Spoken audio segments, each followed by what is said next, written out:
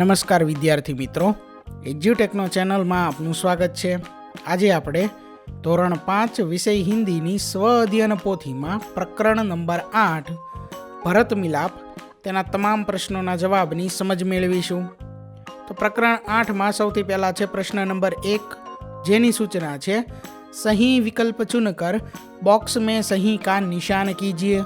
જેમાં પહેલો પ્રશ્ન છે कि किसको आते देखकर लक्ष्मण उत्तेजित हो गए। 4 विकल्प है सीता, रावण, राम, भरत। तो जवाब है भरत।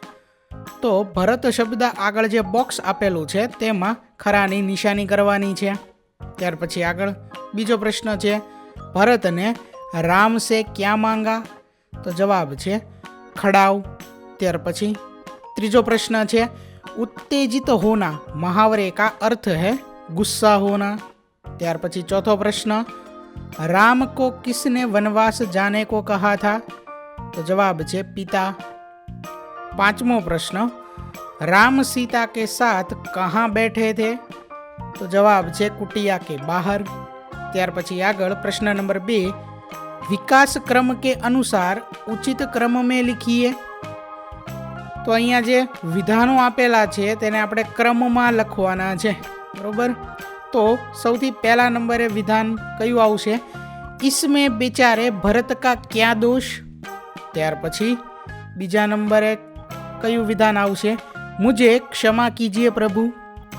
त्यार पछी त्रीजा नंबरे विधान आवशे भाई भरत मैं तुम्हारा प्रेम देखकर प्रसन्न हूँ।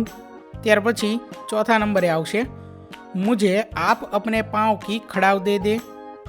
5वां नंबरे आवशे इन्हें सिंहासन पर रखकर आपके लौटने तक सेवक की तरह राजकाज करूँगा। तो अहीं आ 5 विधानों नीचे लखेला छे जे तमारे लखवाना छे। त्यार पछी आगळ प्रश्न नंबर 3 जेनी सूचना छे प्रश्नों के उत्तर लिखिए। जेमां पहलो प्रश्न छे भरत को आते देख लक्ष्मण ने क्या कहा। तो जवाब है कि भरत को आते देख लक्ष्मण ने कहा कि हमें सावधान हो जाना चाहिए, शायद वे लोग लड़ने के लिए आ रहे हैं। वो उसी माँ का तो बेटा है जिसने हमें वनवास दिलाया। त्यार पछी आगळ प्रश्न नंबर 2 लक्ष्मण की बात सुनकर राम क्यों हंसने लगे। तो लक्ष्मण की बात सुनकर राम हंसने लगे क्योंकि लक्ष्मण उत्तेजित हो गए और भरत पर बिना किसी बात शक करने लगे थे। त्यार पछी आगळ प्रश्न नंबर 3 भरत क्यों वन में आए थे। तो जवाब है कि भरत राम को वन से वापस ले जाने के लिए आए थे और वो राम को ही अयोध्या का राजा बनाना चाहते थे, इसीलिए वापस ले जाने के लिए आए।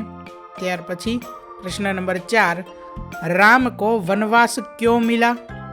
तो जवाब है कि कैकेयी ने दशरथ से वचन मांगा कि राम को 14 वर्ष वनवास मिले और भरत को गद्दी, इसीलिए दशरथ जी के कहने पर राम को वनवास मिला। त्यार पछी आगळ प्रश्न नंबर 5 राम के पास पहुंचकर भरत ने क्या किया।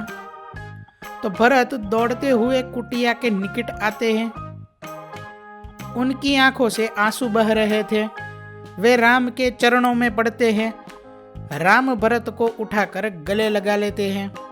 त्यार पछी हवे आगळ जोईए प्रश्न नंबर 4 जेनी सूचना है कि प्रश्नों के उत्तर लिखिए। जेमां पण पहलो प्रश्न है भरत ने राम से क्षमा क्यों मांगी। तो भरत ने राम से क्षमा मांगी क्योंकि राम को वनवास और भरत को राजगादी मिली थी और वनवास दिलाने में भरत का कोई हाथ नहीं था। त्यार पछी प्रश्न नंबर 2 भरत की जगह आप होते तो क्या करते। तो विद्यार्थी मित्रों आ प्रश्ननो जवाब तमारे जाते लखवानो छे कि जो भरतनी जग्याए तमे हो तो तमे शुं करे ते तमारे लखवानुं छे। अहीं जवाब लखेलो छे कि भरत की जगह मैं होता तो मैं भी यही करता जो भरत जी ने किया, मैं अपने बड़े भाई को ही राजा बनाता, राजा बनाने उस राज्य पर उसका अधिकार है। त्यार पछी आगळ त्रीजो प्रश्न है भाई हो तो भरत जैसा, ऐसा क्यों कहा गया है।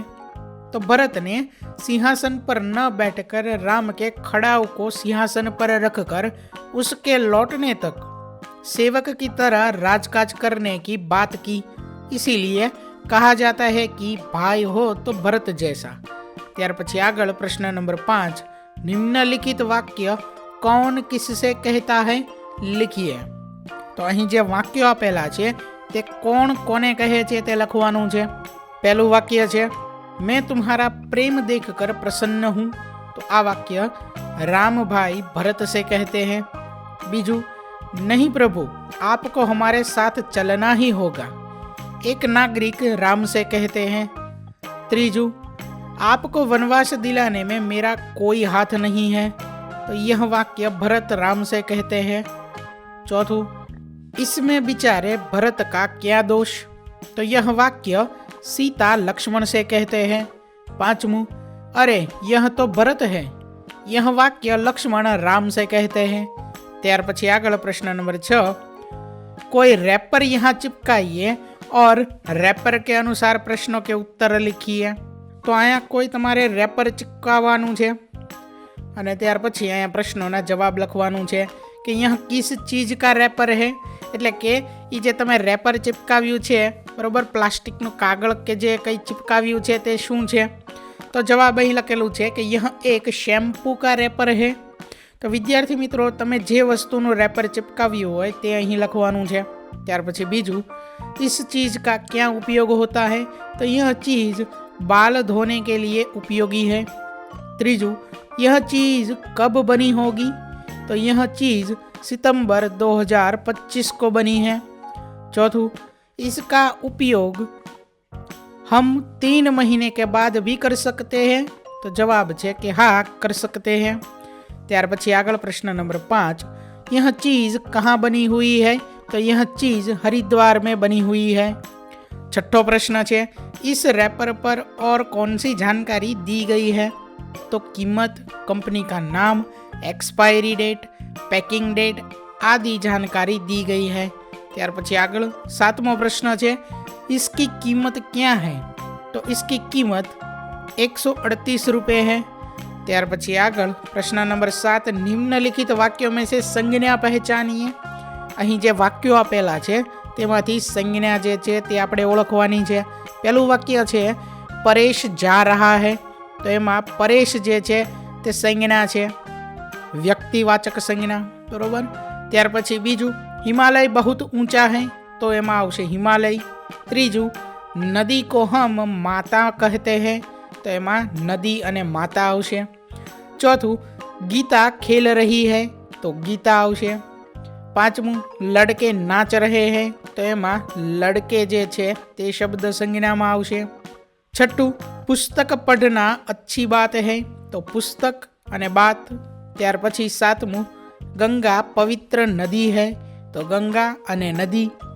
8મું, हमारे देश का नाम भारत है। तो देश અને ભારત। 9મું વાક્ય છે मैंने रामायण पढ़ी है। तो એમાં રામાયણ આવશે। 10મું વાક્ય છે हमें पेड़ लगाने चाहिए। तो एमा संज्ञा तरीके पेड़ आवशे।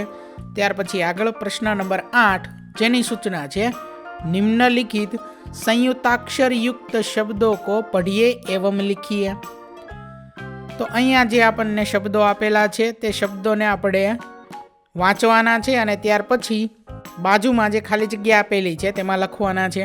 પહેલો શબ્દ છે મિટ્ટી, ત્યાર પછી બીજો શબ્દ છે ચિઠ્ઠી, ત્રીજો શબ્દ ચિહ્ન, ચોથો ધ્વનિ, પાંચમો ત્રિદેવ, છઠ્ઠો ઉદ્દેશ્ય, સાતમો અન્ન, આઠમો શ્રવણ, નવમો દ્વાર અને 10મો શબ્દ છે સિદ્ધાર્થ।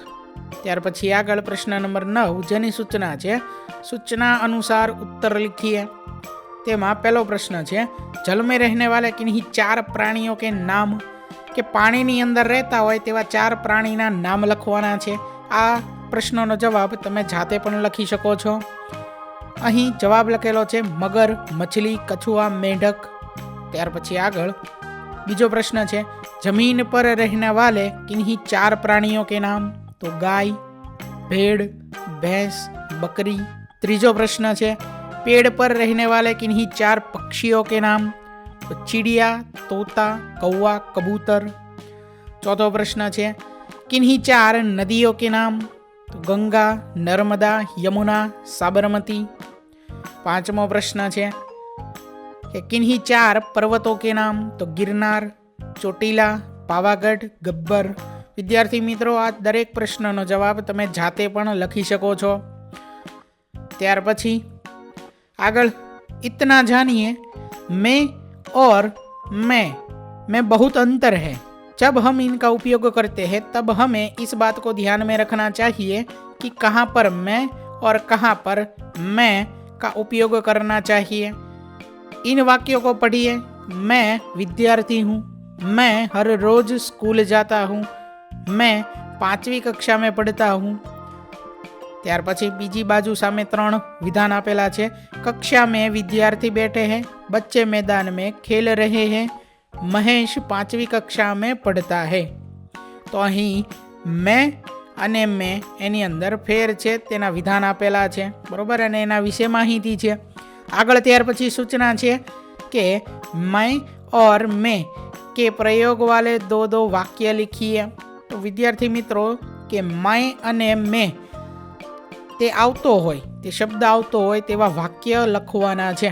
સૌથી પહેલા मैं बाजार जा रहा हूँ, ત્યાર પછી मैं पुस्तकालय गया था, ત્યાર પછી माँ रसोई घर में है અને शेर पिंजरे में बैठा है। તો અહીં આ વાક્ય લખેલા છે, તમે તમારી મુજબ પણ અહીં વાક્ય લખી શકો છો।